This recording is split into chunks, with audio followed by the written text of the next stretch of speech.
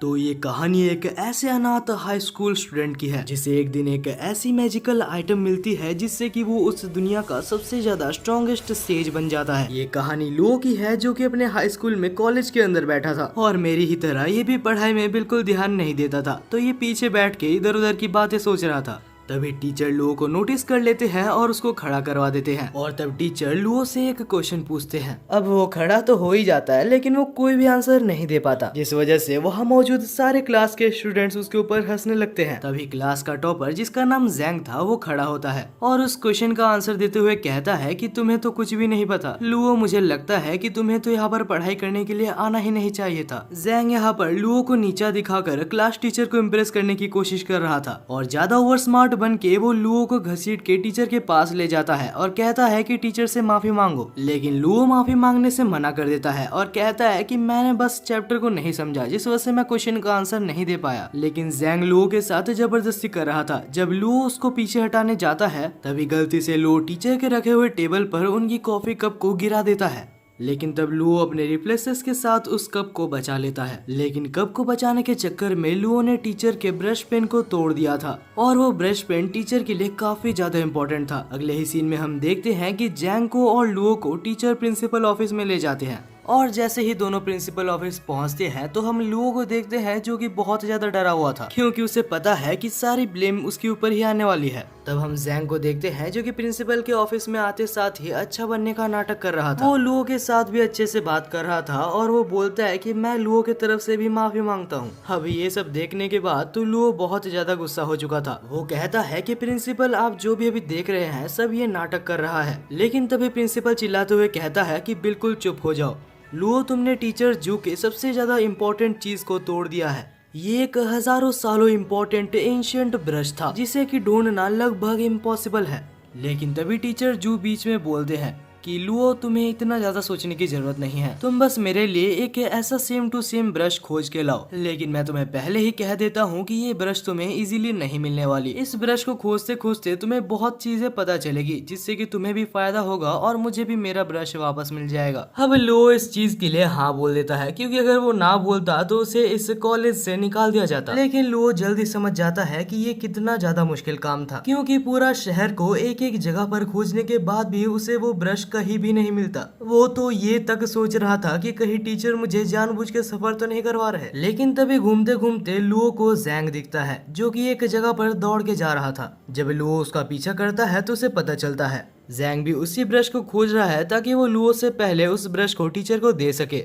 और तभी जैंग के अंकल बोलते हैं कि ये ब्रश मुझे मिल चुका है जो कि यहाँ पर नहीं एक और सिटी में है, हम लोग वहाँ पर चलेंगे लेकिन उससे पहले हम लोग कुछ खा लेते हैं। दूसरी तरफ हम लुओ को देखते हैं जो कि खुश हो रहा था क्योंकि ये उसके लिए बहुत बड़ा मौका था और लुओ जल्दी से जल्दी दूसरे सिटी में जाता है और उस शॉप को खोज लेता है। जब लुओ उस शॉप में पहुंचता है तो वहाँ पर मौजूद शॉपकीपर जो कि एक लड़की थी जिसका नाम रोंग था और उसे देखते साथ हमारे लुओ को उससे पहली नजर में ही प्यार हो गया था। अब वो शर्माते शर्माते पूछता है तो क्या तुम्हारे पास वो ब्रश है, और रोंग भी बोलती है कि हाँ हमारे पास वो ब्रश है। उसके बाद वो उसे ब्रश को दिखाती है लेकिन वो उसे ब्रश को छूने से मना करती है क्योंकि अभी वो उसे नहीं बेच सकते। वो कहती है कि मेरे ग्रैंडफादर जब यहाँ पर आ जाएंगे उसके बाद मैं उनसे पूछ के ये ब्रश तुम्हें बेच सकती हूँ। तभी वहाँ पर एक सूट पहना हुआ आदमी वहाँ पर एंटर करता है और कहता है कि वो ब्रश मेरी है। ये आदमी एक क्रिमिनल है और रोंग इसे जानती है। रोंग कहती है कि हमने तुम्हें कभी भी यहाँ पर नहीं बुलाया तो जल्दी से जल्दी यहाँ से भाग जाओ। ये आदमी जिसका नाम जेन है वो बहुत ज्यादा गुस्सा हो जाता है और उस ब्रश को लेके देखता है। उसके बाद बोलता है कि ये वो ब्रश नहीं है जिसको मैं खोज रहा हूँ और तब वो उस ब्रश को फेंक देता है। लेकिन सही टाइम पे लुओ उसको जाके पकड़ लेता है और उसके बाद जैंग कहता है कि अगर तुम मुझे वो ब्रश नहीं देती जो कि मैं मांग रहा हूँ तो मैं तुम सबको मार डालूंगा। तभी बीच में लुओ आ जाता है और अभी अभी जिससे उसे प्यार हुआ है उसके लिए वो उससे लड़ने लगता है। लेकिन तब जैंग इरिटेट होकर अपनी पावर को रिलीज करता है जिससे कि दोनों ही बहुत पीछे जाके गिरते हैं।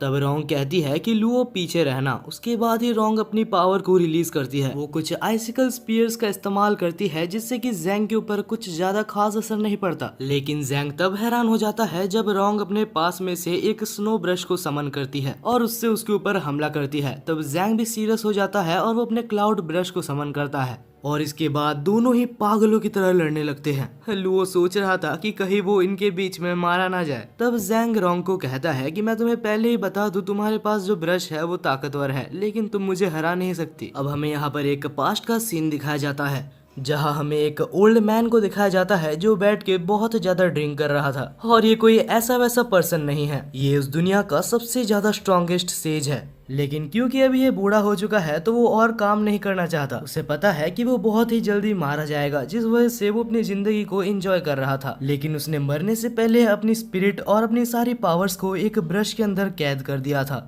अब हमें फिर से प्रेजेंट में दिखाया जाता है जहाँ जैंग और रोंग लड़ रहे थे। और अब लड़ते लड़ते रोंग को एक झटका लगता है जिससे कि उसके पास से वही ब्रश निकल जाती है और वो ब्रश सीधा जाके लू के अंदर इंसर्ट हो जाती है। तब हम देखते हैं कि लू के अंदर कुछ चेंजेस आ रहे थे। कुछ ही देर में लू बिल्कुल बदल चुका था, उसकी प्रेजेंस बिल्कुल ही अलग हो चुकी थी। जैंग उसके ऊपर फिर से हमला करने की कोशिश करता है लेकिन वो लू की स्पीड को मैच नहीं कर पाता।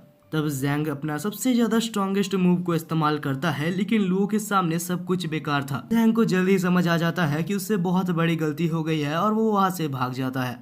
उसके जाने के बाद रोंग पूछती है, लुओ क्या तुम ठीक हो? लेकिन लुओ बिल्कुल भी ठीक नहीं होता और वो वहीं पर बेहोश हो जाता है। अगले सीन में हमें लुओ को एक अजीब सी जगह पर दिखाया जाता है जहाँ लुओ एक बोट पे होता है। लेकिन लुओ की ये खुशी भी ज्यादा देर तक नहीं टिकती क्योंकि वो बोट भी नीचे डूब जाता है। हालांकि वो सपना देख रहा था लेकिन जैसे ही वो सपने से उठता है तो वो अपने सामने रोंग को पाता है। तब रोंग के ग्रैंडफादर जिसका नाम मिस्टर वे था वो आते हैं और रोंग को इंट्रोड्यूस करते हैं। तब मिस्टर वे बोलते हैं कि तुम बेहोश हो गए क्योंकि तुम वो ब्रश की पावर्स को संभाल नहीं सकते। तब लुओ को याद आता है कि आखिर उसके साथ क्या क्या हुआ था।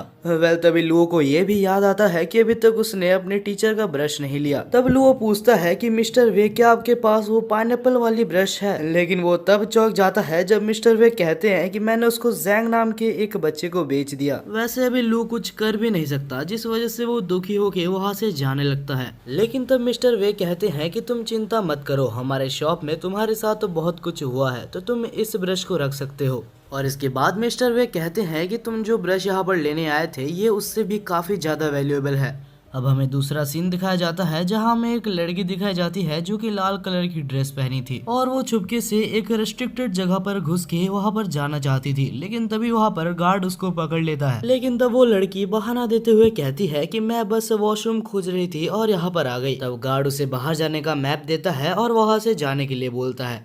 दूसरी तरफ हम लू को देखते हैं जो अभी भी दुखी दुखी चल रहा था क्योंकि उसे अभी तक वो पेन नहीं मिली थी जो कि उसे उसके टीचर ने लाने के लिए बोला था। मगर हाँ, उसके टीचर ने ये भी कहा था कि तुम भी कुछ अच्छा सीखोगे और मुझे भी मेरा ब्रश मिल जाएगा। तो मैंने कुछ नई चीजें तो जरूर सीखी है और ये पेन भी काफी अच्छा है। उम्मीद करता हूँ कि वो मुझे कॉलेज से ना निकाले। पहले अब लू जा रहा था मिस्टर जू के ऑफिस में वो पेन को देने के लिए और वो ये भी सोच रहा था कि वो अपने पेन को देते साथ ही एक इमोशनल स्टोरी को भी उसके साथ अटैच कर देगा ताकि टीचर जो उसको कुछ ना बोले और छोड़ दे। लेकिन तभी अचानक से लू के टीचर पीछे आ जाते हैं और आके पूछते हैं कि लू आखिर तुम यहाँ पर क्या कर रहे हो? लू तब कुछ समझ नहीं पाता और कह देता है कि मुझे आपकी पेन मिल गई है। टीचर तो खुश हो जाते हैं और उसको अपने केबिन के अंदर ले जाते हैं। जब लू अंदर जाता है तो वो काफी ज्यादा नर्वस होता है क्योंकि उसे पता है जो पेन उसे देनी थी वो पेन उसे मिली नहीं है। लेकिन अब लू कुछ कर भी नहीं सकता जिस वजह से वो पेन उसे देता है और वो पेन देने के बाद नहीं पता कैसे लू को उस पेन के बारे में सारी इन्फॉर्मेशन पहले से ही पता होती है। टीचर जैसे ही उस पेन को देखते हैं तो टीचर को पहले ही अंदाजा हो जाता है कि ये पेन बहुत ही ज्यादा कीमती है। ऊपर से जब लू उस पेन के बारे में उसे जितनी इन्फॉर्मेशन पता थी सारी इन्फॉर्मेशन टीचर को बताता है तो वो टीचर काफी ज्यादा खुश हो जाते हैं। यहाँ तक कि वो टीचर उस पेन को ट्राई कर भी देखते हैं।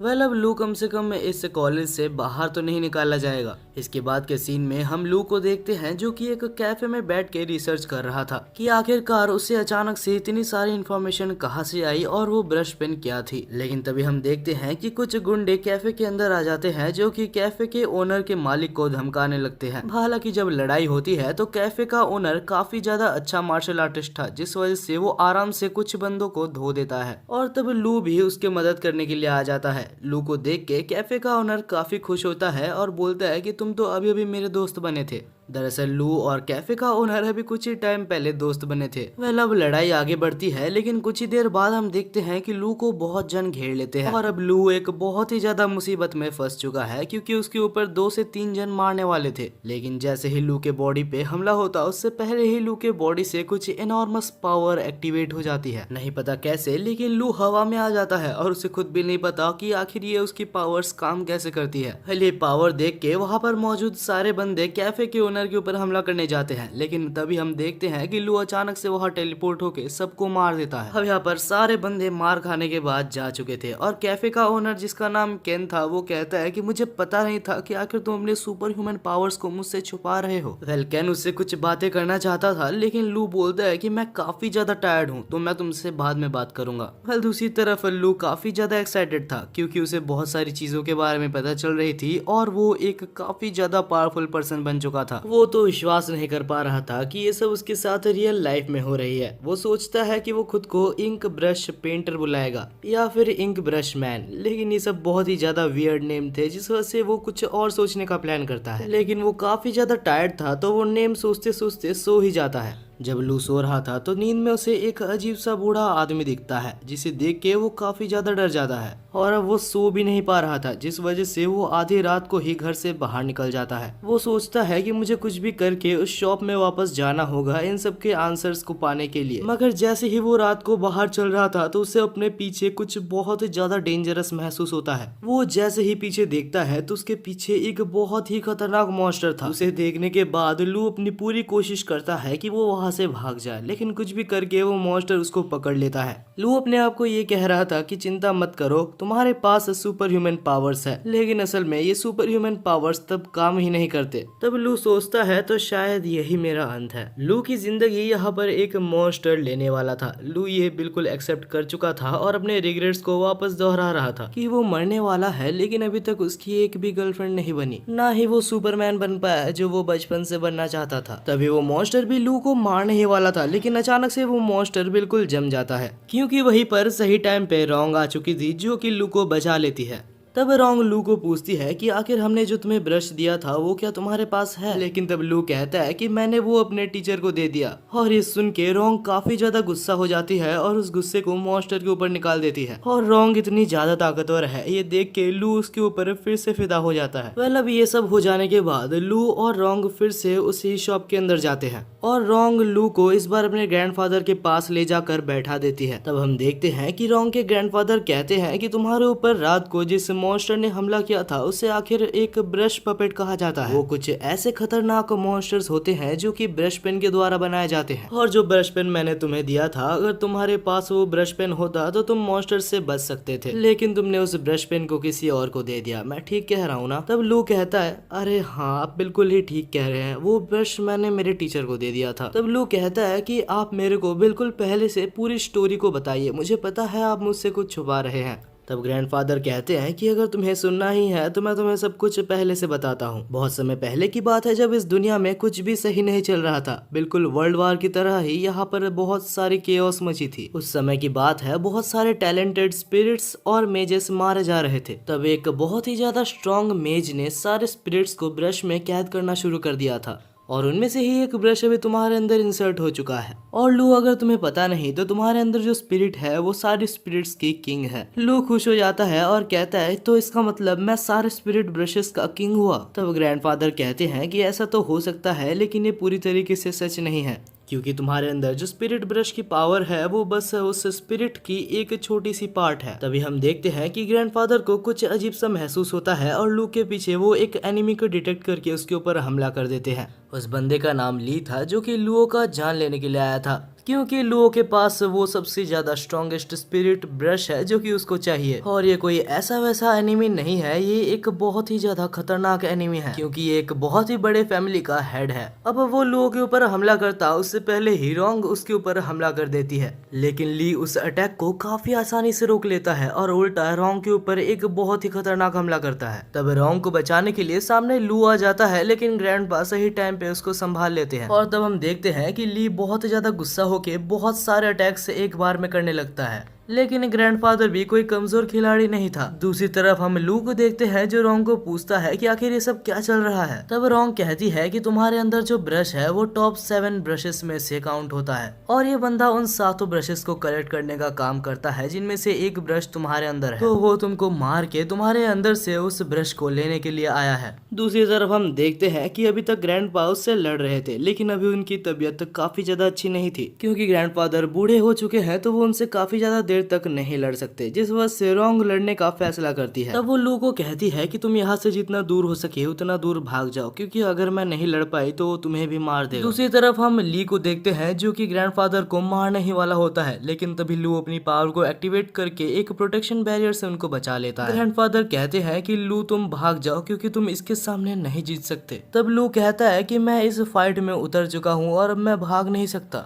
लेकिन लू का स्टेमिना ज्यादा देर तक नहीं टिकता, जिस वजह से ली उसको पकड़ के उसको मारने वाला था। लेकिन तभी हम देखते हैं कि बीच में ग्रैंडफादर आ जाते हैं जो कि उस अटैक को अपने ऊपर लेके अपने आप को मार देते हैं, लेकिन मरने से पहले वो उसको बहुत अच्छा खासा डैमेज कर देते हैं, जिस वजह से ली को उस टाइम के लिए वहां से जाना पड़ता है। वेल इसके बाद हमें ग्रैंडफादर को दिखाया जाता है जो कि मरे नहीं थे। उसके जाने के बाद वो मुश्किल से बैठते हैं और लू को कहते हैं कि तुम्हें जल्द से जल्द उस ब्रश को अपने अंदर से निकालना होगा और इसका कोई ना कोई तरीका मैं जरूर ढूंढ निकालूंगा। लेकिन तब लू कहता है कि आप चिंता मत कीजिए, मैं इस ब्रश को कंट्रोल करना जरूर सीखूंगा। मैं अपने वजह से आप दोनों की लाइफ को खतरे में नहीं डालना चाहता। मैं कसम खाता हूँ कि मैं इस ब्रश पेन को चलाना सीखूंगा और आप दोनों को ही प्रोटेक्ट करूंगा।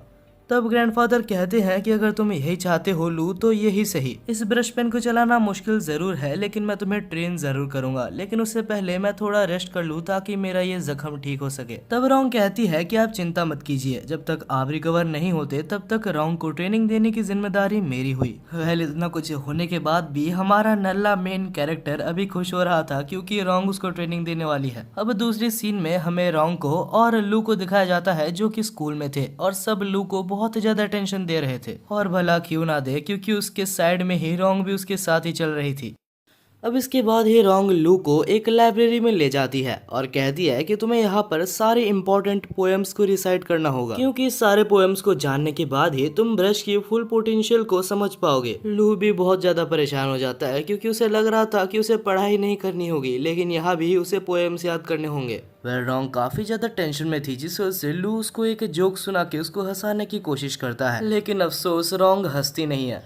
और तभी वहाँ पर जैंग आ जाता है जो आकर लू की फिर से बेइज्जती करने लगता है। वो कहता है कि अगर तुम्हें बस मजबूरी में ही लू के साथ रहना है तो तुम उसे छोड़ सकती हो, और अगर तुम्हें पोएम्स ही चाहिए तो मेरे को सारे पोएम्स याद है। ये सब सुन के लू बहुत ज्यादा परेशान हो गया था और इतना गुस्से में था कि उसे कुछ भी समझ नहीं आ रहा था। तब जैंग अपने आप को रोंग से इंट्रोड्यूस करता है और कहता है कि लू एक बहुत ज्यादा बेकार स्टूडेंट है। वो इतना ज्यादा घटिया है कि कुछ दिन पहले उसने कुछ ऐसा काम किया था जिससे कि वो कॉलेज से निकाल दिया जाता। तब लू को लगता है कि ये सब सुनने के बाद रोंग उसकी हेल्प नहीं करेगी या ही उसके साथ रहेगी, लेकिन भाई वो कहते हैं ना कि मेरी वाली अलग है। बस वैसे ही रोंग यहाँ पर उल्टा जैंग को ही रोस्ट कर देती है। वो कहती है कि तुम बस अपने आप को अच्छा दिखाने की कोशिश कर रहे हो, भले ही तुम एक नालायक हो। और ये सुनने के बाद वहाँ पर मौजूद सारे स्टूडेंट्स उसके ऊपर हंसने लगते हैं, लेकिन इस जैंग गधे को अभी तक समझ नहीं आया। उसे लग रहा है कि वो बस जबरदस्ती लू के साथ है और उसे लग रहा है कि वो लू से रोंग को छीन लेगा।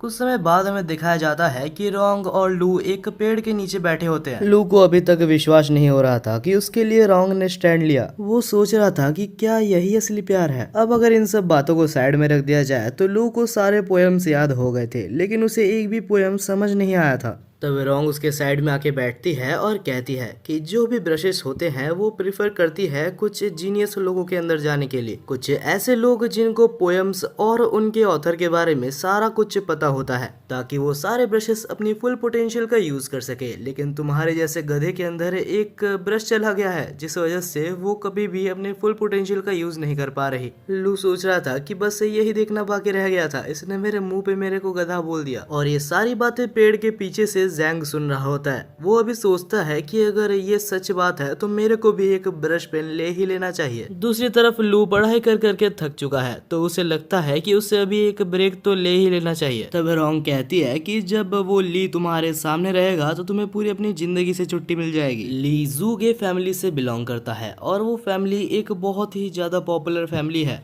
जो कि अभी तुम्हारे पीछे पड़ा है और उस फैमिली से कोई भी लड़ना नहीं चाहता। तो तुम्हें जल्दी से जल्दी तुम्हारे अंदर मौजूद ब्रश पेन के बारे में जानना होगा। जितना जल्दी तुम जानोगे उतने ही अच्छे से तुम उसे यूज कर पाओगे।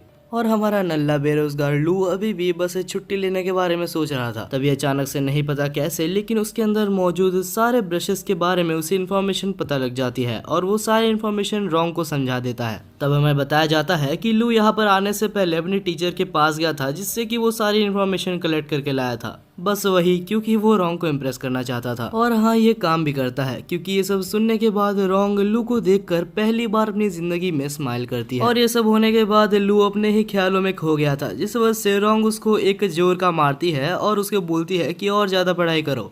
तब दूसरी तरफ हम जैंग को देखते हैं जो कि मिस्टीरियसली अपने अंकल से बात कर रहा था और कहता है कि अंकल जल्दी से जल्दी मेरे लिए एक स्पिरिट ब्रश को खोजो। तब उसके अंकल भी कहते हैं कि मैंने पहले से ही एक स्पिरिट ब्रश तुम्हारे लिए रखा हुआ है।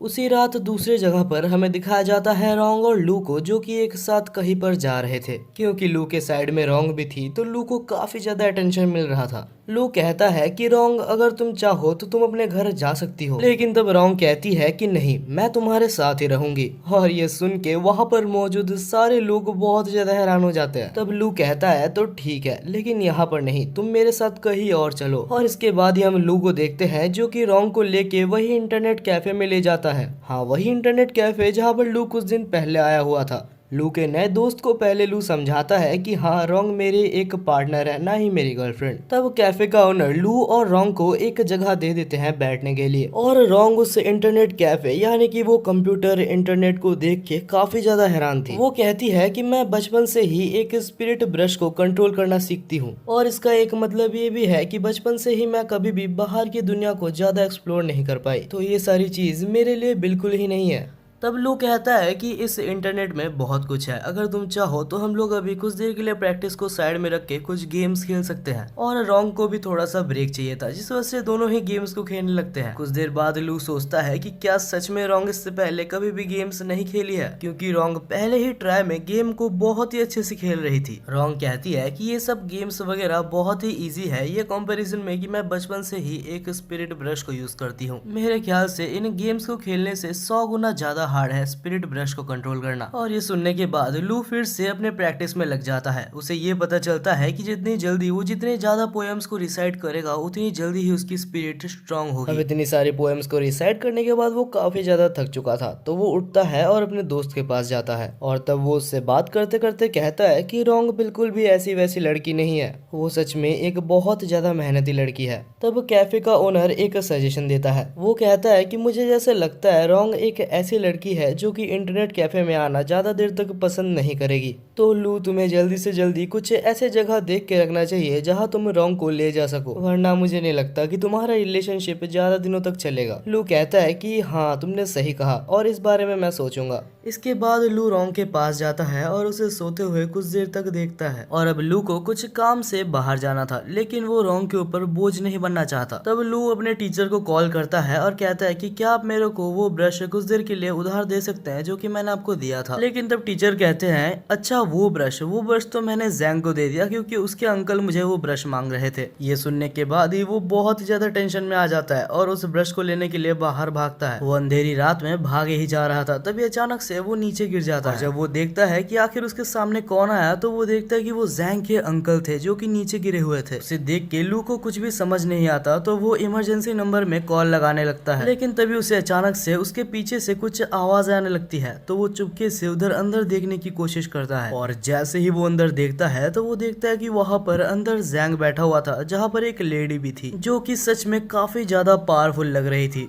और तब वो जैंग के साथ कुछ कर रही होती है। ये देख के लू बिल्कुल ही चौंक जाता है। तब वो लेडी कहती है कि तुम्हें तो शुक्रगुजार होना चाहिए कि तुम मेरे पपेट बनने के लायक हो। दूसरी तरफ लू को कुछ भी समझ नहीं आ रहा होता कि आखिर वो क्या करे। जैंग का चेहरा देख के लू को उसको एक जोर का थप्पड़ मारने का मन कर रहा था, लेकिन क्योंकि वो एक मुसीबत में है तो इंसानियत के खातिर लू को उसे बचाना होगा। लेकिन तब लू सोच रहा था कि मुझे पता है कि अगर मैं डायरेक्टली उससे लड़ने जाऊं तो मैं मारा जाऊंगा, क्योंकि नो डाउट वो लेडी मेरे से काफी ज्यादा स्ट्रांग है। यहाँ पर मुझे शायद से रोंग को बुलाना चाहिए, लेकिन रोंग को अगर मैं बुलाने जाऊं तब तक जैंग भी मारा जाएगा। अब बहुत ज्यादा सोचने के बाद लू को फाइनली एक आइडिया आता है। दूसरी तरफ हम उस लेडी को देखते हैं जो कि जैंग के साथ कुछ कर रही थी, और तभी लू वहाँ से चिल्लाता है और कहता है कि आखिर अंदर कौन है। जैसे ही लेडी बाहर आती है तो लू बहुत ही ज्यादा गुस्से में कहता है, आखिर तुमने जैंग को कैसे पकड़ा? तुम्हारी हिम्मत भी कैसी हुई जू गे फैमिली से टक्कर लेने की? अगर आपको याद नहीं आ रहा तो ये वही फैमिली है जो कि लू के पीछे पड़ी हुई है उसे मारने के लिए, और क्योंकि ये सबसे ज्यादा स्ट्रॉन्गेस्ट फैमिली है तो वो उसकी हेल्प से यहाँ पर जैंग को बचाने की कोशिश कर रहा है। लेकिन वो लेडी उसको बिल्कुल भी सीरियस नहीं ले रही थी और कह रही थी कि तुम बस मजाक कर रहे हो। लेकिन तब लू अपनी पावर को रिलीज करता है और उसको दिखाता है कि उसके पास भी एक स्पिरिट ब्रश है, और ये देखने के बाद वो लेडी उसके ऊपर थोड़ा थोड़ा भरोसा करने लगती है। और तब वो कहती है कि मैंने जैंग को नहीं पकड़ा, वो खुद ही मेरे पास आया था अपने ब्रश को अपने अंदर इंसर्ट करवाने के लिए। लेकिन यहाँ पर लू कुछ ज्यादा ही ओवर एक्टिंग करते हुए कहता है कि मुझे ये सब नहीं सुनना, तुम जैंग को वापस दे दो, वरना मुझे मिस्टर ली को बुलाने में टाइम नहीं लगेगा और मैं तुम्हें जान से मार दूंगा। लेकिन ज्यादा टाइम नहीं लगता उस लेडी को पता लगाने में कि लू बस एक एक्टिंग कर रहा है, और तब वो अपनी पावर को रिलीज करती है और कहती है कि तुम जैसे छोटे चूहों को मैं हर रोज खाती हूँ। वो लेडी ने उसके ऊपर हमला कर दिया था जहाँ लू भागने की कोशिश करता है लेकिन भाग नहीं पाता। तब उस लेडी ने अपनी आर्ट की मदद से उसको पकड़ लिया था और कहती है कि तुम इससे बच नहीं सकते। लू को उस अटैक से काफी ज्यादा दर्द हो रहा था। उस अटैक ने ना ही सिर्फ लू के बॉडी में, यहाँ तक कि लू के गले में भी उसने जहर भर दिया था।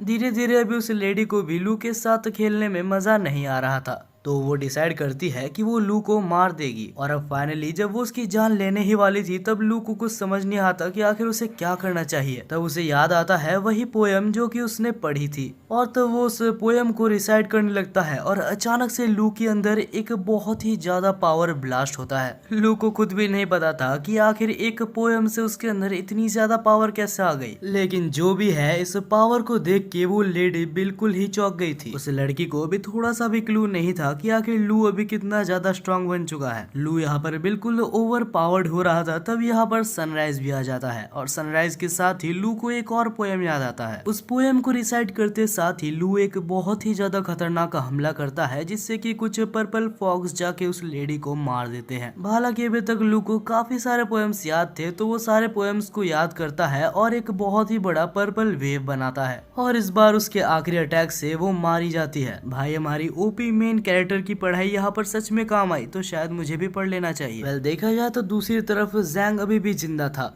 ये एक अच्छी बात भी है और शायद एक बुरी बात भी है। अब लू उसको पकड़ता है और रोंग के पास ले जाता है। जैंग यहाँ पर बिल्कुल ही एक ज़ॉम्बी की तरह बन चुका था। जब लू रोंग के पास जैंग को ले जाता है तब रोंग कहती है कि इसके ऊपर ब्रश का कंट्रोल हो चुका था, लेकिन लकीली ये बच चुका है क्योंकि इसका कंट्रोल अभी तक ब्रेन के ऊपर नहीं आया था। रोंग उसको पूरी तरीके से क्योर नहीं कर पाती, लेकिन उसके प्रोसेस को थोड़ा स्लो कर देती है। और तभी वहाँ पर जैंग के फादर भी आ जाते हैं, जो कि जैंग को बचाने के लिए लू का शुक्रिया अदा करते हैं और उसे कुछ पैसे भी देते हैं। अब हमें कुछ देर बाद दिखाया जाता है जहाँ पर रोंग और लू एक जगह पर बैठे थे, और रोंग कहती है कि तुमने बहुत ही बढ़िया काम किया लू, मुझे तुम्हारे ऊपर गर्व है कि हमने जो सीखा उसका तुमने बहुत ही अच्छी तरीके से यूटिलाइज किया, और ये कॉम्प्लीमेंट हमारे लू के लिए कोई छोटी बात नहीं थी। दूसरी तरफ हमें उस कैफे ओनर को दिखाया जाता है जिसका नाम येन था। वो देखता है कि जमीन में कुछ गिरा हुआ है, और जैसे ही वो उसको खोलता है तो कुछ अननोन पावर उसके अंदर चली जाती है। रोंग और लू दौड़ते दौड़ते वहां पर आते हैं, और तब लू कहता है कि अरे ये तो वही ब्रश है जो कि मुझे उस लेडी को हराने के बाद मिली थी। रोंग कहती है कि अगर तुम्हें कोई ब्रश मिला था तो तुम्हें पहले कहना चाहिए था, और अगर ये सच में एक ब्रश ही है तो हमें कोई चिंता करने वाली बात नहीं है, क्योंकि ये बस बेहोश ही हुआ है। जैसे ही ये नींद से उठता है तो वो कहता है कि लू, मुझे पहले से पता था कि तुम एक सुपरमैन हो, बस अभी मुझे कह ही दो कि आखिर तुम एक अच्छे सुपरमैन हो या फिर तुम एक बुरे सुपरमैन हो। लू कहता है अरे भाई रुक जा, मेरे को बताने का मौका तो दे। और इसके बाद ही लू कहता है कि हम लोग कोई बुरे आदमी नहीं है। तभी यन कहता है अगर ऐसा है तो मैं भी एक सुपरमैन बन चुका हूँ। और उसके बाद ही यन कहता है कि चिंता मत करो, अगर तुम्हारे ऊपर कोई हमला करेगा तो मैं तुम्हें बचा लूंगा। लेकिन तब रोंग कहती है कि रुक जाओ, तुम्हें बस अभी अभी तुम्हारी पावर मिली है, तुम्हें पता भी नहीं है कि आखिर तुम्हारी पावर क्या है। तब यन कहता है नहीं, तुम समझ नहीं रही हो, मैं अपने दोस्त को बचाने के लिए मर भी सकता हूँ। अगले सीन में हम देखते हैं रोंग, लू और यन को जो कि एक जगह पर बैठे थे। यन को ये पता लगाना था कि आखिर उसके अंदर जो ब्रश गया है आखिर उसका मालिक कौन है, लेकिन उसके बारे में किसी को भी नहीं पता, तो उसकी ओरिजिन को खोजने में उसे बहुत टाइम लग जाएगा। तभी हम देखते हैं कि साइड में से एक पेशेंट गुजरता है जिसके सिर पे खून था, और उस खून को देखते साथ ही यन के फिंगर टिप्स ग्लो करने लगते हैं। उसे लगता है कि उसकी पावर जाग गई है। लू उसे देख के चौंक जाता है, लेकिन तब रोंग कहती है कि उसके पास मत जाना क्योंकि हमें नहीं पता आखिर इसकी पावर क्या है। तब ये अचानक से नहीं पता क्या होता है, लेकिन तीनों ही एक ब्लैक स्पेस में आ जाते हैं और वहां पर कोई अननोन पावर तीनों के ऊपर ही हमला कर रही थी। रोंग कहती है कि ये पांचों कलर्स जो तुम्हें दिख रहे हैं ये बहुत ही खतरनाक है, तुम्हें इससे बच के रहना होगा या फिर ये तुम्हारे ऊपर कंट्रोल कर लेगा। हालांकि कुछ देर लड़ने के बाद लू को वो पावर कैप्चर कर लेता है और उसके वजह से रोंग का जैसे ही ध्यान भटकता है तो उसको भी वो पावर कैप्चर कर लेता है। लेकिन क्योंकि रोंग भी अभी मुसीबत में है तो लू आखिर उसकी मदद कैसे ना करता। अरे समझो भाई, ऐसे भी लू को बहुत ही कम मौके मिलते हैं रोंग के सामने हीरो बनने का, नहीं पता कैसे, लेकिन लू अपने पावर्स की मदद से होश में आ जाता है और रोंग को भी होश में लाता है। रोंग होश में आने के बाद कहती है कि ये पावर्स काफी ज्यादा खतरनाक है, जरूर इसके पीछे जो भी है वो ज़ूगे फैमिली से रिलेटेड होगा और वो पक्का लू को मारने के लिए ही आया होगा। तब रोंग अपने पावर का यूज करती है और अपने आइस मैजिक की मदद से उन सारे पावर्स को रोकने के लिए एक आइस बैरियर बना देती है। लेकिन तब एनिमी बहुत सारे डीमंस को समन करता है, जिस वजह से वो सारे डीमंस जाके रोंग के ऊपर हमला करने लगते हैं और तब फिर से रोंग के ऊपर रेड लाइट हमला कर देते हैं और रोंग फिर से रेड लाइट के वश में आ जाती है। तब रोंग को बचाने के लिए लू रोंग के सामने आ जाता है और उसको उस हेलुसिनेशन से बाहर लाता है। लू इन सब चीजों में इतना ज्यादा खो चुका था कि उसे पता भी नहीं था कि पीछे से एक डीमन आके उसके चेस्ट से उसके हाथ को आर पार कर चुका था। जैसे ही लू को ये चीज पता लगती है तो वो कहता है कि रोंग यहाँ से जल्दी भाग जाओ। तब वो डीमन लू को उठाता है और उसको उठा के यन के ऊपर फेंक देता है। तब जैसे ही यन उसकी उंगलियों से लू को पकड़ता है तो अचानक से नहीं पता कैसे लू के सारे इंजरीज खुद ब खुद हील हो जाते हैं। लू को तो समझ नहीं आ रहा था कि आखिर वो अभी तक जिंदा कैसे है। तब यन रोंग को भी छूता है और रोंग के भी सारे इंजरीज हील हो जाते हैं। तब उन्हें समझ आता है कि आखिर ये सब चीजें यन की उंगलियों की मदद से हो रहा है। अब फाइनली हमारे नल्ले कैफे ओनर को भी थोड़ा सा अपने ऊपर गर्व हो रहा था। तब वो कुछ ज्यादा ही ओवर कॉन्फिडेंट हो जाता है और खुद ही चला जाता है डीमन से लड़ने के लिए। हाँ, वो बात अलग है कि वो बहुत ही बुरा पिटता है, लेकिन हाँ वो अपने इंजरीज को अपने ही पावर से खुद को हील कर सकता था। और आखिर में येन उन सारे कामों के पीछे जिसका हाथ था उसको खोज निकालता है। तब वो ज़ूगे फैमिली का मेंबर सरेंडर करने की कोशिश करता है, लेकिन येन उसे छोड़ता नहीं है और उसे बहुत मारता है। लेकिन तब वो ज़ूगे फैमिली का मेंबर वहाँ से जान बचा के भाग जाता है। अब वो सारा काला धुआं वहाँ से हट चुका था और वो लोग फिर से हॉस्पिटल में आ चुके थे। तब लू जैंग को देखने के लिए हॉस्पिटल के अंदर जाता है और वहाँ पर उसके टीचर भी बैठे हुए थे, जो कि काफी ज्यादा दुखी हो रहे थे और कहते हैं कि शायद ये सब कुछ मेरे वजह से ही हुआ है। तब लू को आइडिया आता है और येन अपने फिंगर टिप्स की मदद से जैंग को छूता है, लेकिन वो पूरी तरीके से अभी भी रिकवर नहीं हुआ था क्योंकि येन के पावर्स भी अभी जैंग के ऊपर पूरी तरीके से काम नहीं कर रहे थे। तो लू यहाँ पर रोंग के पास जाता है। तब वो देखता है कि रोंग किसी से बात कर रही थी और उससे कहती है लू हमारे जाल में फंस चुका है और जैसे सब कुछ हमारे प्लान में था वैसे ही चल रहा है। वो मेरी हर बात को मान लेता है, उसे मैनिपुलेट करना काफी इजी है। जब ये सब सुनने के बाद लू रोंग के पास जाता है और उसे पूछता है, तब रोंग कहती है ये तो काफी ऑब्वियस है, तुम्हें ऐसा तो नहीं लगा ना कि मैं बिना किसी मेरे कारण के तुम जैसे इडियट के साथ घूमूंगी। अब ये सब सुनने के बाद लू का दिल पूरी तरीके से टूट चुका था। उसे पता नहीं था कि रोंग बस उसका इस्तेमाल कर रही है। अगले सीन में हमें रोंग और रोंग के ग्रैंडफादर को दिखाया जाता है। हमें बताया जाता है कि पहले से ही रोंग के ग्रैंडफादर का यही प्लान था कि वो लू के मदद से बाकी सारे ब्रशेस को खोजेंगे। अब ये सब सोच के जब लू बाहर चल रहा होता है तभी उसको वही रेड ड्रेस पहनने वाली लड़की दिखती है। ये वही लड़की है, अगर आप याद करोगे तो पहले ये बिल्कुल ही इलीगल तरीके से एक टेम्पल पे घुसना चाहती थी। वो यहाँ पर आके लू को मैनिपुलेट करने की कोशिश कर रही थी। वो कहती है कि तुम मेरे साथ चलो, उस रोंग ने तुमको धोखा दे दिया लेकिन मैं तुम्हें धोखा नहीं दूंगी। अगर तुम चाहो तो मेरे साथ मिलके रोंग और उसके ग्रैंडफादर से पहले 7 कोलोसल ब्रश को खोज सकते हो। लेकिन वो बोलते हैं ना कि एक बार धोखा खाने के बाद बार बार धोखा नहीं खाते। तब लू कहता है कि नहीं, कोई जरूरत नहीं है, मैं ऐसे ही ठीक हूँ। लेकिन तब वो रेड ड्रेस वाली लड़की लू को जबरदस्ती उसके साथ खींच के ले जाती है। यहाँ पर लू चाहता तो ना बोल सकता था, लेकिन लू की मस्ती तो देखो। और इसी मस्ती के चक्कर में वो फिर से मैनिपुलेट हो जाता है और हमें पता ही है कि ये लाल ड्रेस वाली लड़की कोई अच्छी लड़की नहीं है। तब वो रेड ड्रेस वाली लड़की लू को कोने में ले जाती है और फ्लर्ट करने के बहाने उसको बेहोश कर देती है। और उसके बाद वो लड़की लू को कार में भर के वहाँ से चली जाती है। दूसरी तरफ हम रोंग और येन को देखते हैं जो कि लू को खोज रहे थे, लेकिन लू का तो कोई अता पता ही नहीं था।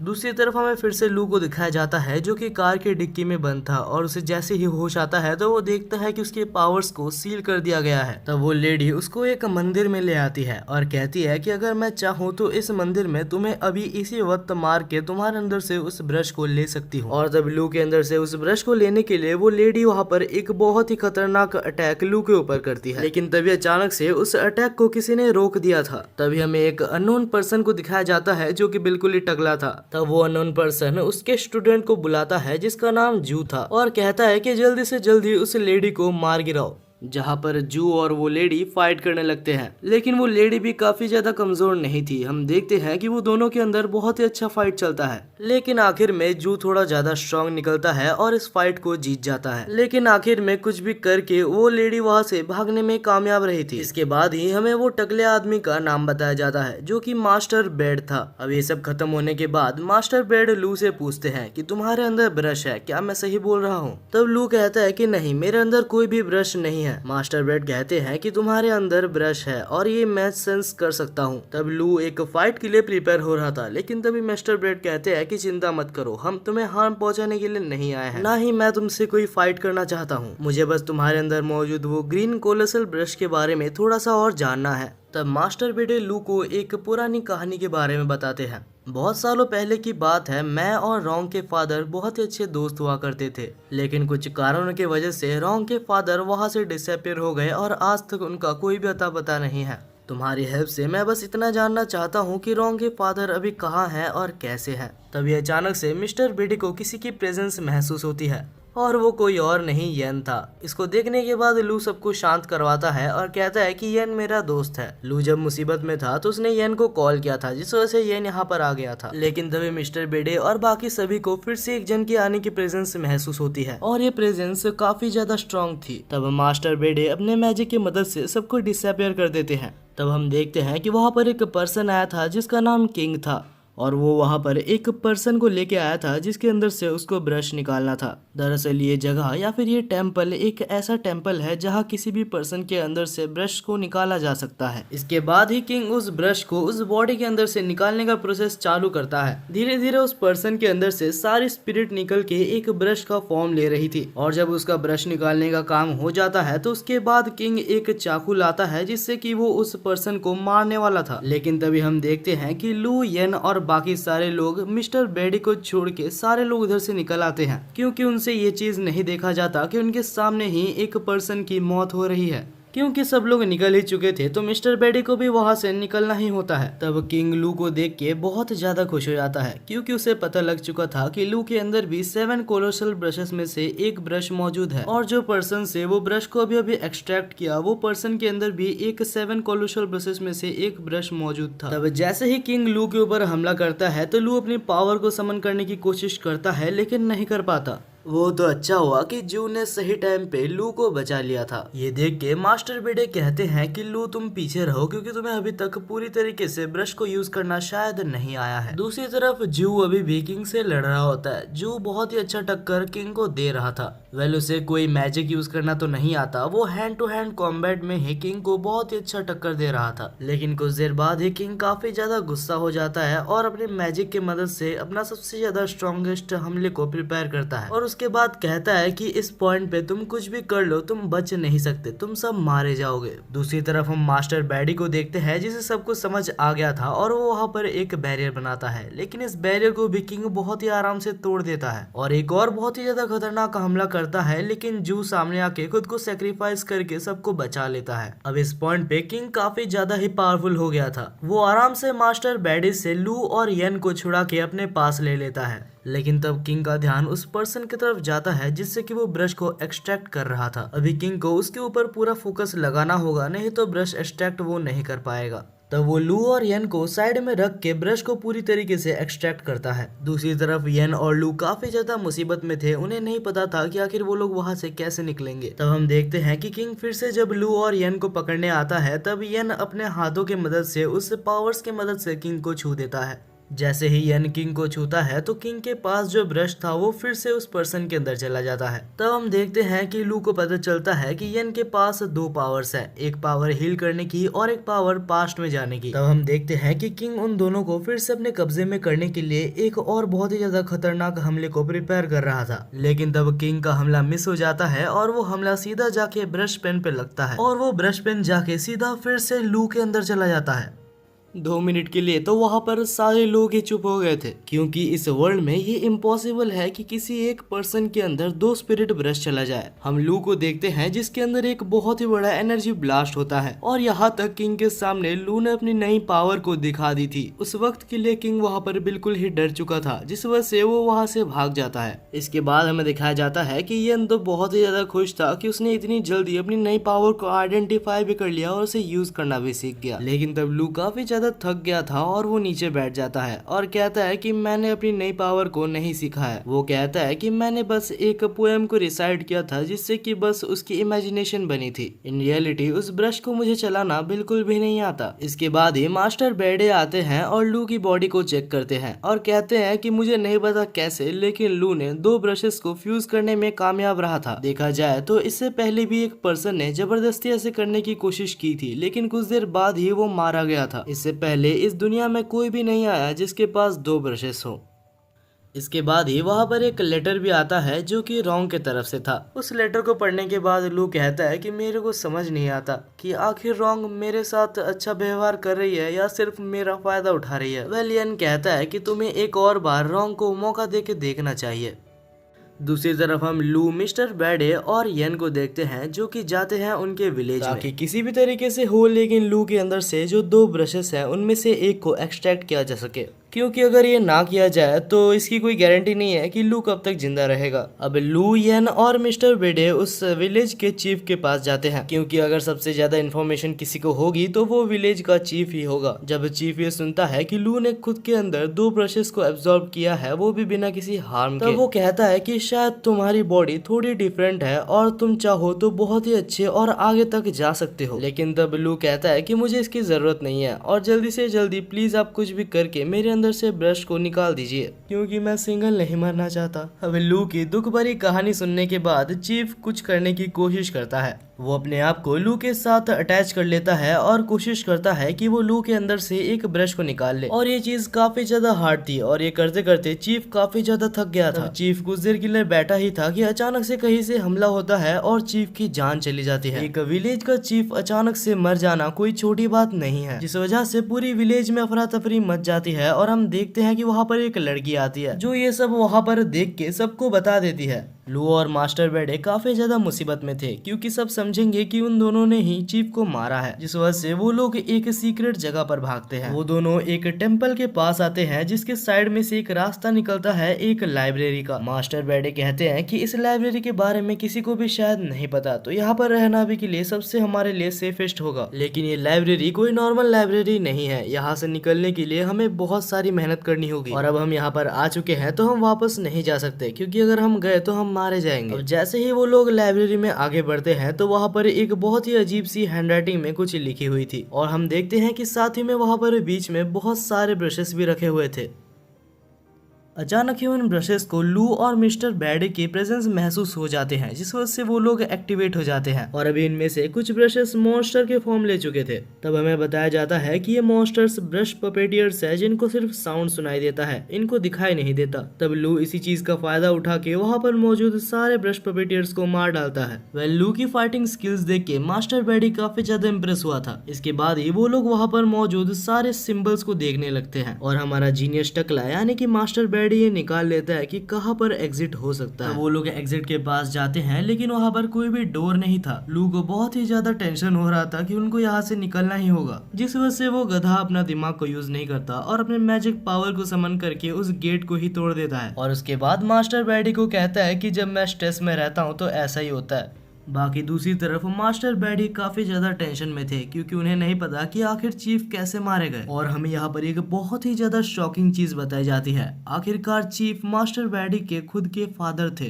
अब दोनों ही अलग अलग हो जाते हैं और हम देखते हैं कि लू फाइनली येन को खोज लेता है। रात हो चुकी थी लेकिन लू सो नहीं पा रहा था। उसे क्या पता कि अगर वो आज रात सो जाए तो कल सुबह वो उठे या ना उठे। तब वो अपने नए ब्रश को समन करता है और उससे पूछता है कि आखिर मैं तुमको अलग कैसे करूं। लेकिन ब्रश वापस उसको एक खाली पेज दे देता है, यानी कि लू की तरह लू का ब्रश भी बिल्कुल ही गधा है। यहाँ में एक और शॉकिंग चीज पता चलती है। लू का जो सेकंड ब्रश है यानी कि ये येलो वाला ब्रश, लू जब जब इसका इस्तेमाल करेगा तब तक लू की लाइफ धीरे धीरे खत्म होते जाएगी। तब लू सोचता है कि क्या उसे रॉन्ग की हेल्प लेनी चाहिए, लेकिन तभी वहाँ पर येन कहता है कि लड़कियां सिर्फ तुम्हें स्लो कर देगी, चिंता मत करो, मैं जू और मिस्टर बैडे तुम्हारे साथ ही हैं।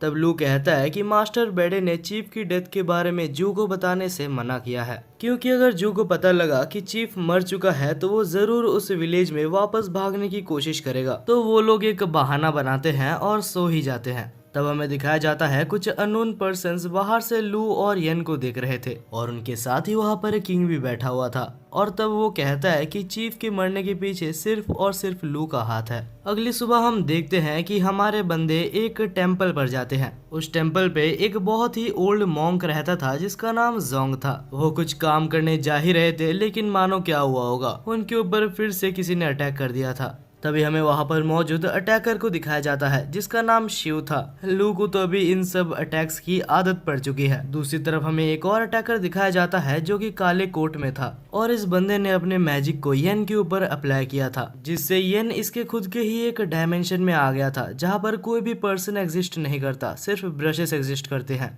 तब वो बंदा कहता है कि ये मेरा डायमेंशन है और यहाँ से निकलने का बस एक ही तरीका है, कुछ भी करके मेरे मुंह से लू का नाम बुलवाओ और तुम यहाँ से आजाद हो जाओगे। येन यहाँ पर बिल्कुल ही बुरी तरीके से फंस चुका है। अब येन को अपनी राइमिंग स्किल्स तो दिखानी ही होगी। दूसरी तरफ हम लू को देखते हैं जो कि अपनी जान बचा के भाग रहा था, लेकिन तब अटैकर शिव उसके ऊपर हमला करती है और कहती है कि हमारे चीफ को मार के तुम ऐसे नहीं भाग सकते। तब लू खुद को प्रोटेक्ट करने के लिए अपनी पावर से एक स्वॉर्ड को समन करता है, लेकिन अनफॉर्चुनेटली वो स्वॉर्ड काफी ज्यादा वीक था। लू तब अपनी पावर्स को फिर से समन करने की कोशिश करता है लेकिन वो भी काम नहीं करता। लू अभी अटैकर शिव से काफी ज्यादा बुरा पिट रहा था, लेकिन तब अटैकर शिव सामने आती है और कहती है कि चिंता मत करो, तुम सिर्फ अकेले नहीं पिट रहे, तुम्हारे दोस्त तुमसे भी ज्यादा बुरा पिट रहे हैं। हमें दिखाया जाता है कि येन अभी भी उसी के वश में होता है, जहां दूसरी तरफ जू को किंग मिल के मार रहा था। अब प्रेजेंट में अटैकर शिव लू को मारने ही वाली थी, लेकिन तब लू स्माइल करता है और वहां पर धुआं धुआं करके वहां से बच जाता है। बाद में वो एक ड्रैगन समन करके लड़ने की कोशिश करता है लेकिन लड़ नहीं पाता। लू सोच रहा था कि आखिर इस लड़की के पास कैसा ब्रश है। दूसरी तरफ हमें येन को दिखाया जाता है जो कि अभी भी उसी जगह पर फंसा हुआ था, लेकिन तब वो दिमाग लगाता है और कहता है कि मेरे पास अपने कोई पोएम्स है ही नहीं जिससे मैं राइम करूं। तब सामने खड़ा अटैकर काफी ज्यादा गुस्सा हो जाता है और कहता है तुम्हें एक कला को इज्जत देनी नहीं आती, तुम एक ब्रश पेन के हकदार नहीं हो। और यही सेम चीज येन का प्लान भी था। येन का प्लान था कि वो धीरे धीरे उसको भड़का दे जिससे कि ये बैरियर कमजोर होने लगे, और होता भी ऐसा ही है क्योंकि कुछ देर बाद ही वो बैरियर इतना ज्यादा कमजोर हो जाता है कि येन उसको आराम से तोड़ देता है। येन बाहर आके जब लू की तरफ देखता है तो लू की हालत बहुत ही ज्यादा बुरी थी। मतलब वो लड़ तो नहीं पा रहा था लेकिन मरा भी नहीं था। और तभी उन दोनों की फाइट बीच में इंटरप्ट होती है क्योंकि वहाँ पर एक बहुत ही बड़ा तूफान आता है और हमें दिखाया जाता है कि कहीं से वहाँ पर एक बहुत ही बड़ा ह्यूज क्रिएचर अपीयर हो जाता है जो कि श्योरली काफी ज्यादा पावरफुल था, लेकिन क्योंकि वो इतना ज्यादा बड़ा था तो उसे हिलने में बहुत ज्यादा दिक्कत आ रही थी। देख के ऐसा लग रहा था कि वो मॉन्स्टर अटैकर शिव के ऊपर हमला करना चाहता है, लेकिन लू के अंदर का जो प्यूपल ब्रश यानी कि वो येलो ब्रश था वो खुद ब खुद मूव करता है और अटैकर शिव को उस मॉन्स्टर से बचा लेता है। हालांकि शिव को लग रहा था कि लू उसके साथ कुछ करने की कोशिश कर रहा है और इसके बाद ही शिव वहाँ पर बहुत ज्यादा इमोशनल होकर रोने लगती है, लेकिन लू को समझ नहीं आता कि आखिर ये सब क्या हो रहा है। लेकिन तब लू को इतना समझ आ ही जाता है कि यह नया ब्रश शिव को बचाना चाहता है। तब लू के दोस्त अपनी जान को खतरे में डाल के उस मॉन्स्टर का ध्यान को डाइवर्ट करते हैं और अटैकर्स वहां से भाग जाते हैं ये सोच के कि बाद में वो लू से बदला लेंगे। हालांकि ये चौंका देने वाली बात थी कि मॉन्स्टर के पास लॉन्ग रेंज डिस्टेंस अटैक्स भी हैं। हालांकि लू के बनाए हुए मैजिक बैरियर से वो अभी तक बचा हुआ है। येन कहता है कि मेरे को भी सिखा दो कि आखिर एक ब्रश की मदद से बैरियर कैसे बनाते हैं, लेकिन अनफॉर्चुनेटली लू को कोई आइडिया ही नहीं था क्योंकि उसकी प्यूपल ब्रश यानी कि वो येलो वाली ब्रश ये सब खुद ही कर रही थी। मॉन्स्टर से बचने के लिए वो लोग भाग रहे थे, लेकिन भागते भागते वो लोग फिर से मॉन्स्टर के पास आ जाते हैं। ये सब देख के वहाँ पर मौजूद अटैकर कहता है कि अभी के लिए हमें टीम अप कर लेना चाहिए। वो अटैकर वहाँ पर अपना एक बैरियर बनाता है और लू को कहता है कि अपने बैरियर को इसमें मर्ज कर दो ताकि वो दोनों मिलके वहाँ पर एक स्ट्रॉन्ग बैरियर बना पाए। लेकिन ऐसा कैसे करते हैं इसके बारे में लू को बिल्कुल भी नहीं पता था। तब वहाँ पर शिव कहती है कि ये काफी ज्यादा आसान है, तुम्हें बस अपने ब्लड फ्लो के अंदर तुम्हारे मैजिक माना को फील करना है। लू इन बातों को सही टाइम पे समझ जाता है जिस वजह से वो लोग वहाँ से भागने में कामयाब रहते हैं। वहाँ से एक सेफ डिस्टेंस पे जाने के बाद वो लोग देखते हैं कि वो मॉन्स्टर एक मॉन्क का रूप ले लेता है और चिया नाम के किसी एक पर्सन को वहाँ पर बुलाने लगता है। तब उस चश्मे पहने हुए असैसिन को समझ आता है कि आखिर ये कौन है। बहुत समय पहले की बात है, वहाँ पर एक किंग हुआ करता था और उस किंग का एक डिसाइपल था जिसका नाम काय था। लेकिन एक बार काय ने उसके मास्टर की एक बहुत ही इम्पोर्टेंट चीज एक बंदे को शेयर कर दी थी जिसका नाम चिया था। और क्योंकि काय ने मास्टर की एक बहुत ही इम्पोर्टेंट चीज चिया को दे दी थी, जिस वजह से काय के ऊपर से मास्टर का भरोसा बिल्कुल ही उठ चुका था। और हमें बाद में पता चलता है कि चिया एक और एम्परर के लिए काम कर रहा था और उसने सीक्रेटली काय से सारी इन्फॉर्मेशन मास्टर के बारे में निकाल के मास्टर को मार दिया था। और जो चीज अभी हमें प्रेजेंट में दिखाई जा रही है वो काय की एक एनर्जी है। वो बहुत ही ज्यादा गुस्से में है और चिया को खोज रहा है। दूसरी तरफ हम लू, येन और बाकी असैसिन्स को देखते हैं और लू की येलो वाली ब्रश नहीं पता कैसे लेकिन एक जगह पर पॉइंट कर रही थी, तो उन्हें लगता है कि अगर वो उस चीज को डिस्ट्रॉय कर दे तो काय की आत्मा को शांति मिलेगी। लेकिन तब असैसिन्स कहते हैं कि बाहर जाना खतरे से खाली नहीं है और अगर हम बाहर जाए भी तो हमारे पास बहुत ही ज्यादा कम टाइम होगा उस चीज से बचने के लिए। तब येन कहता है कि अगर तुम लोग बिल्कुल भी डैमेज होते हो तो मैं तुम लोग को हील कर सकता हूँ, लेकिन हाँ मेरे पास जितनी एनर्जी है मैं तुम लोग को सिर्फ 9 बार ही हील कर पाऊंगा। तब हम देखते हैं लू, येन और शी इस खतरे को उठा के बैरियर से बाहर निकलते हैं, लेकिन निकलते साथ ही उसके ऊपर बहुत सारे अटैक्स हो जाते हैं और दोनों को हील करते करते उनके पास बस 6 ही चांसेस रह जाते हैं। इसके बाद ही फिर से लू के ऊपर हमला होता है लेकिन शी उसको बचा लेती है, लेकिन शी फिर से डैमेज हो जाती है जिसकी वजह से येन को उनको फिर से हील करना पड़ता है और उनके पास अभी सिर्फ 3 ही चांसेस बचे हैं। और ऐसे करते करते ही अभी येन के पास सिर्फ लास्ट चांस ही बचा होता है। लेकिन तब शी बहादुरी दिखाते हुए कहती है कि मुझे और हीलिंग की जरूरत नहीं है। अब धीरे धीरे वो लोग अपनी डेस्टिनेशन के पास पहुंच चुके थे, जहां येन अपना फाइनल हीलिंग फिर से शी के ऊपर इस्तेमाल करता है और शी पूरी तरीके से रिकवर हो जाती है और उसके बाद ही अपनी पूरी पावर को रिलीज करते हुए उस मॉन्स्टर के ऊपर अटैक करती है और फाइनली जिस चीज को उन लोग को डिस्ट्रॉय करना था वो लोग उस चीज को डिस्ट्रॉय कर देते हैं।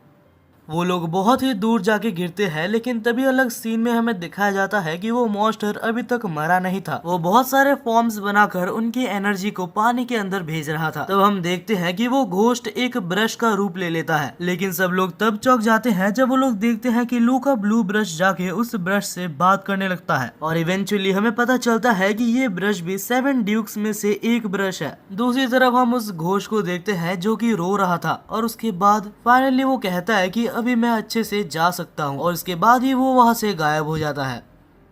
अब इसके बाद ही हम उस असैसिन को देखते हैं जो कि उस क्लाउड ब्रश को लेना चाहता था, लेकिन उस असैसिन के उस ब्रश को लेने से पहले ही वहाँ पर रोंग के ग्रैंडफादर आ जाते हैं और वो असैसिन पूरी तरीके से जम जाता है क्योंकि वहाँ पर रोंग भी आ चुकी थी। रोंग वहाँ पर आने के बाद कहती है कि कोई भी ब्रश को नहीं ले सकता क्योंकि 7 ड्यूक ब्रशेस बिल्कुल ही भाई बहनों की तरह होते हैं जो कि एक दूसरे के साथ रहते हैं। और क्लाउड ब्रश की यहाँ पर रुकने की बस एक ही वजह है क्योंकि लू के पास येलो और ब्लू ब्रश मौजूद है। और ये सब सुनने के बाद लू को बहुत ज्यादा गुस्सा आ रहा था क्योंकि एक बार फिर से रोंग और रोंग के ग्रैंडफादर ने लू का बस इस्तेमाल किया। वो लोग बस लू के हेल्प से क्लाउड ब्रश को खोजना चाहते थे। लू इतना ज्यादा गुस्सा हो चुका था कि वो यहाँ पर रोंग के ग्रैंडफादर के ऊपर अटैक भी करता है, लेकिन लू के ग्रैंडफादर ने उस अटैक को वापस लू के ऊपर ही भेज दिया था। तब हम देखते हैं रोंग लू को संभालने आती है और तब हम ग्रैंडफादर को देखते हैं जो कि कहता है कि चिंता मत करो, इससे तुम्हारी भलाई ही होगी। तब हम देखते हैं लू को जो कि रोंग के हाथों को अपने ऊपर से हटाता है और कहता है कि तुम मेरे को मत छूना, तुमने जो मेरे साथ किया है उसके बाद मैं तुम्हारे ऊपर भरोसा नहीं कर सकता। ये सुनने के बाद रोंग और रोंग के ग्रैंडफादर वहाँ से चले जाते हैं। तब हम देखते हैं कि वहाँ पर किंग भी आ जाता है जो कि बाकी दोनों असैसिन्स को वहाँ से ले जाता है क्योंकि उनका ब्रश होल्डर वैसे भी टूट चुका है। तो वो लोग लू, येन और बाकी सबको अपने कब्जे में करके वहां से चले जाते हैं। बाद में हमें किंग और बाकी असैसिन्स को बैठा हुआ दिखाया जाता है जहां पर असैसिन शी कहती है कि हम पहले लू और येन की जांच करना चाहते हैं ताकि हमें पता चले कि आखिर हमारे चीफ कैसे मारे गए। वहां पर तो किंग हाँ बोल देता है, लेकिन बाद में किंग बहुत ज्यादा टेंशन में होता है क्योंकि आखिरकार किंग ने ही तो उनके चीफ को दूर से मारा था ताकि लू और येन और साथ ही में मास्टर बैड के ऊपर वो इल्जाम लग जाए और उनको पकड़ना आसान हो जाए। तब किंग डिसाइड करता है कि सबसे पहले जाके वो लू और येन को मार डाले जिससे कि कोई भी सीक्रेट बाहर ही ना आए। लेकिन जैसे ही वो लोग वहां पर पहुंचते हैं तो किंग ये देख के शॉक हो जाता है कि शी वहां पर पहले से थी और उसने लू को जान से मार दिया था। और इसके बाद वो कहती है कि मैं बस अपने चीफ के मारे जाने का इनसे बदला ले रही थी क्योंकि इनके पास से मेरे को ये चीज मिली। उस चीज को देखने के बाद किंग कहता है कि हाँ यही तो चीफ है। लेकिन तब शी पूछती है कि आखिर तुम्हें कैसे पता कि ये चीफ है क्योंकि इससे पहले तुमने चीफ को कभी भी नहीं देखा। लेकिन तब वो एक झूठ बोलता है और कहता है कि आईडी में पहले से चीफ का नाम लिखा हुआ था, लेकिन असल में वहाँ पर चीफ का नाम था ही नहीं, वो असल में येन का आईडी पास था। अनफॉर्चुनेटली एक के बाद एक किंग का झूठ पकड़ा जा रहा था और इसके बाद ही ये रिवील होता है कि लू और येन मारे नहीं गए थे, वो लोग बस शी का साथ दे रहे थे ताकि वो लोग मिलके किंग का झूठ को सामने ला सके। तभी वहाँ पर एक बूढ़ा आदमी आता है जिसका नाम फे था और वो कहता है कि तुम्हें बहुत कुछ एक्सप्लेन करना बाकी है। किंग तब वहाँ पर उनके ऊपर अटैक करने की कोशिश करता है, लेकिन तब फे नाम का वो बंदा किंग को नॉकआउट कर देता है और इसके बाद ही किंग को वहाँ पर टांग दिया जाता है। और तब फे अपनी एक एबिलिटी का यूज करता है जिससे कि वो किंग के ब्रश को टेम्पररी वहाँ से बाहर निकलता है और इस तरीके से वो किंग से सब कुछ सच सच उगलवा सकता है क्योंकि किंग कुछ भी बोलने से मना कर रहा था, जिस वजह से फे को ये टेक्निक का यूज करना पड़ा। वो पूछता है कि आखिर तुम असल में कौन हो और किसके लिए काम करते हो। तब वो कहता है कि तुम्हें कभी भी मेरे मास्टर के बारे में पता नहीं लगेगा क्योंकि वो एक इतना ज्यादा पावरफुल आदमी है कि तुम सोच भी नहीं सकते। और क्योंकि वो बोलने से मना कर रहा था तो उसके मुंह से खून निकल आता है। अब ये प्रोसेस तो आगे कंटिन्यू रहेगा, लेकिन बाद में हमें दिखाया जाता है कि अब लू और येन यहाँ से निकल रहे थे जहाँ पर शी लू को थैंक यू बोलती है उसे बचाने के लिए। तब लू कहता है कि मैंने तो कुछ किया ही नहीं, जो किया मेरे ब्रश ने किया। आखिर में फे कहता है कि तुम दोनों को थैंक यू बोलने के लिए हमारे क्लैन मास्टर तुमसे मिलना चाहते हैं और ये और कोई नहीं ज़ूगे फैमिली का हेड यानी कि वही ली था। तब लू को समझ आता है सबसे पहले उसके ऊपर जिसने अटैक किया था वो ली नहीं था, वो ली के भेष में कोई और पर्सन था। अब दोनों ही एक साथ बैठे हुए थे जहाँ पर लू पूछता है कि क्या आपको कोई तरीका पता है जिससे कि मैं मेरे अंदर मौजूद 2 ब्रशेस को अलग कर सकूं। लेकिन अनफॉर्चुनेटली ली को इस बारे में कुछ भी नहीं पता होता है। वो लू को कहता है कि तुम एक जगह पर जाके देखो जिसका नाम ननरी है, वहाँ पर मौजूद लोगों के बारे में इन सब के बारे में कुछ न कुछ पता होगा, लेकिन वहाँ के लोगों से थोड़ा सा सावधान रहना क्योंकि वहाँ के लोग काफी ज्यादा डेंजरस हैं। वहाँ के कुछ लोग तुम्हारे ऊपर एक्सपेरिमेंट भी कर सकते हैं और तुम्हें ब्रश पेपेटियर्स भी बना सकते हैं। वो लोग अगर चाहे तो वो लोग तुम्हें गुलाम बनाकर रख सकते हैं और क्योंकि तुम्हारे अंदर 2 ब्रशेस मौजूद हैं तो वो लोग तुम्हारे अंदर इंटरेस्ट जरूर दिखाएंगे। वो लोग इतने ज्यादा खतरनाक हैं कि ज़ूगे फैमिली और वाई फैमिली मिलके भी वो लोग को नहीं हरा सकते। अब हमें कुछ दिनों बाद का सीन दिखाया जाता है जहाँ ज़ूगे फैमिली ली और येन को वहाँ पर रखे हुए थे एज अ गेस्ट। वहाँ पर वो लोग उनकी बहुत ज्यादा ट्रीटमेंट ले रहे थे। कुछ दिनों के लिए लू और येन काफी ज्यादा मजे करते हैं लेकिन फिर वो लोग नोटिस करते हैं कि आखिर जू के फैमिली उनके ऊपर इतना ज्यादा ध्यान क्यों दे रहे हैं। तभी लू को मास्टर बैडे का एक मैसेज आता है जहां वो कह रहा था कि उसके पास ननरी की कुछ इन्फॉर्मेशन है और उसे एक गुड न्यूज भी मिली है 2 ब्रशेस को स्प्लिट करने के लिए। लेकिन सबसे इम्पोर्टेंट वो ये कहता है कि जू के फैमिली एक बहुत ही बेकार फैमिली है, तुम्हें जल्दी से जल्दी वहाँ से निकलना होगा। और तभी वहाँ पर शिव भी आ जाती है जो कहती है कि मैं तुम्हारी हेल्प करूंगी यहाँ से निकलने में, लेकिन बदले में तुम्हें भी मेरी हेल्प करनी होगी। चीफ के मरने के पीछे जिन जिन का हाथ है उन्हें मारने के लिए। कुछ देर बाद हमें दिखाया जाता है कि उसी रात वो लोग वहाँ से निकलने में कामयाब भी रहते हैं, लेकिन निकलने से पहले ही उनको वहाँ पर एक पर्सन दिखता है। लू, येन और शी तब हैरान थे जब वो पर्सन उन्हें रोकता नहीं है, लेकिन अभी वो लोग एक लूप में फंस चुके थे। वो लोग जितनी बार भी गेट से निकल रहे थे वापस वो लोग मेंशन के अंदर आ जा रहे थे और ये सब काम पक्का इसी बंदे का है। येन कहता है कि यहाँ से निकलने के लिए हमें इसे हराना ही होगा, लेकिन जैसे ही वो उसके ऊपर हमला करने जाता है वो वापस वहीं पर टेलीपोर्ट हो जाता है। वेल तब लू एक चीज नोटिस करता है और कहता है कि हम तीनों को अलग अलग डायरेक्शन में जाना चाहिए और तब वो तीनों ही अलग अलग रास्ते में चले जाते हैं। लेकिन वो बंदा अभी भी चाहता तो तीनों की जगह को रिप्लेस कर सकता था, लेकिन क्योंकि उस बंदे ने येन की लोकेशन को ट्रैक नहीं किया तो उसे नहीं पता कि आखिर येन कहाँ पर है, जिस वजह से वो लोग वहाँ से निकलने में कामयाब रहते हैं। अब वो सब मिलके ननरी में जा रहे थे। तभी लू को एक कॉल आता है जो कि हॉस्पिटल की तरफ से था। कॉल में वो कहता है कि मास्टर बैडे बहुत ही बुरी तरीके से इंजर्ड है। तभी लू डिसाइड करता है कि वो बाद में मास्टर बैडे को देखने के लिए जाएगा। अब सब लोग ननरी के अंदर पहुंच चुके थे जहां पर येन और शी जा रहे थे और जाते वक्त वहां पर येन और शी को एक मारा हुआ आदमी दिखता है। दूसरी साइड में हम लू को हॉस्पिटल में देखते हैं जो कि मास्टर बैडी को देखने आया था। लू के आते साथ मास्टर बैडी कॉन्शियसनेस में आते हैं और लू को कहते हैं कि चीफ जो कि मारे गए वो मेरे खुद के फादर थे और उनके मारे जाने के पीछे मैंने जब इन्वेस्टिगेशन चालू की तो मुझे पता चला।